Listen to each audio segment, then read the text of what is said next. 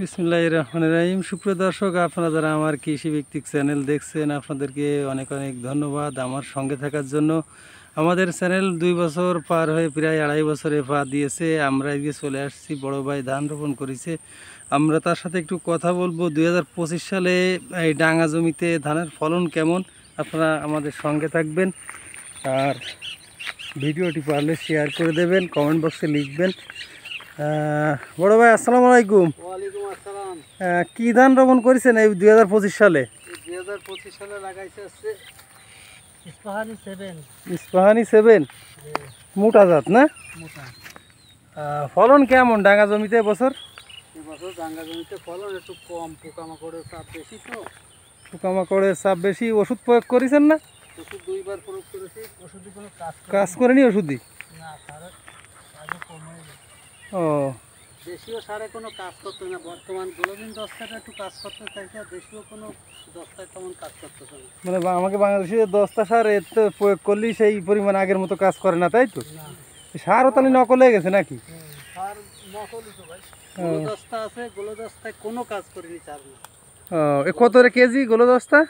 গোলো দস্তা 300 টাকা কেজি। 300 টাকা কেজি সারে তাও কাজ করিনি। না ওই গোলো দস্তা কি চায়না মায়নার এগুলো আছে না বাংলাদেশে?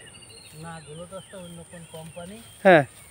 আর তো সিনজেন্টারের দস্তা 400 টাকা কেজি। তবে এতে প্রচুর কাজ করতেছে। দস্তা দেওয়ার পরে আমার দান করা যাও, পিঠে মিটে যাও, তাই দেওয়া আছে। সিনজেন্টা দেওয়ার পরে, তাই তো? সিনজেন্টা কোম্পানির দস্তা দেওয়ার পরে, তাই তো? আর এই বাংলাদেশিটা মোটে কাজ করিনি। না তো কাজ করিনি। ও, তা বড় ভাই বলতেছি কি, এই যে আপনি যে হাইব্রিড জাতের ধান রোপণ করেছেন ডাঙা জমিতে, এই ডাঙা জমিতে তো আসলে 1.5 মণের বেশি হয় না মনে হয় কাটায় না? না, তো সে জায়গায় জায়গায় হয়। হয়, মানে সে ভালো জায়গা লাগবে, তাই তো? ভালো জায়গা লাগবে, আর খুব খরচ করা লাগবে। খুব খরচ করা লাগবে, রক্ষণাবেক্ষণ করতে হবে। তোমার ওটা তো ভালো দাম আছে না? কোনটায়? খুব ভালো দাম আছে ওটা। ওটার উপরে তো ওই জায়গা কেউ পারবে না। আল্লাহর রহমতে 2 মণ হবে। 2 মণ হয়তো তার। ও, ওইটা ডাঙা জমি? ওটা ডাঙা ফার্মের পাশে। ওই যে রবিকে ফার্মের পাশে। ওইটাই কি দাম দিলেন এই ধান? না, এটা আছে সরকার একটা বীজ দিল, সেই বীজ। ও, সরকারি বীজ। আসলে আমি আরও অনেক ভিডিও করেছি, প্রত্যেকের কথা সরকারি বীজ ভালো ধান হয়েছে। ভালো দাম আছে। অন্য বছর কিন্তু সরকারি বীজই ভালো ধান হয় না, না, এই বছর ভালো হয়েছে। ভালো অন্য অন্য যারা আছে তাদের সাথে ভিডিও করেছি, ছাড়িছি ভিডিও, তারা ওই প্রত্যেকের কথা যে সরকারি বীজ এবারে ভালো ধান হয়েছে। তো দর্শক, আমরা বড় ভাইয়ের সাথে কথা বলছিলাম, হাইব্রিড ধান ডাঙা জমিতে রোপণ করেছে 2025 সালে। তো মাশাল্লাহ, আসলে ডাঙা অন্য অন্য গ্যারেজ যে জমিগুলো সবার ধান উঠে গেছে, আর ডাঙা জমিতে একটু নাবিতে লাগানো হয়, যার কারণে একটু উঠতে দেরি হচ্ছে। ভাই একদমই যে পরিশেষে লাস্টে ধান কাটিছে, এ দেখুন গ্যারেজ জমি সব ধান শেষ। এখন এই ডাঙা জমির ধানগুলো উঠানোর চেষ্টা করতেছে। তো আমরা বড় ভাই, আগের বছর তো এই জায়গায় এর থেকে ভালো হইলো না ফলন? আমি তো তাই বলতেছি, আগের বছর প্রচুর পরিমাণ ধান হলো এই জায়গায়, প্রায় 2 মণ না? ওইটাও কি এরকম হাইব্রিড ছিল? একই ধান ছিল না?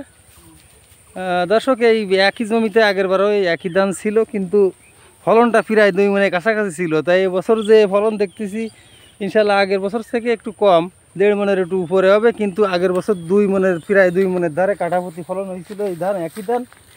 তো এবছর বীজটা ওই সারের ভাই যেটা বললো, আসলে 10টা সার সারে কাজ করিনি ঠিক মতো।